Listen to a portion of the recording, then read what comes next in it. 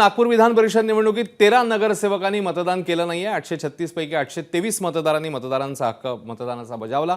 भाजपचे राजीव पोद्दार आणि काँग्रेसचे अतुल लोंढे यांच्यात मध्ये लढत आहे आणि भाजपचं पारडे इकडे जड मानलं जाते। नागपूर शहरातील नागपूर महापालिकेतले एमआयएमचे 6 नगरसेवक तटस्थ राहिलेत। मुस्लिम लीगचे 4 आणि बसपाचा 1 नगरसेवक मतदानापासून अलिप्त आणि तटस्थ राहिलाय। तर सदस्यांनी कोणालाही मतदान केलं नाहीये। तर नागपूर स्थानिक स्वराज्य संस्था मतदारसंघासाठी 98.44% विक्रमी मतदान झाल्याचं पाहायला मिळते। तर भाजपच्या संख्याबळामुळे निवडणूक एकतर्फी होण्याची चर्चा आहे। दुसरीकडे काँग्रेसकडून मतफूट टाळण्यासाठी दिवसभर जोरदार प्रयत्न करण्यात आले।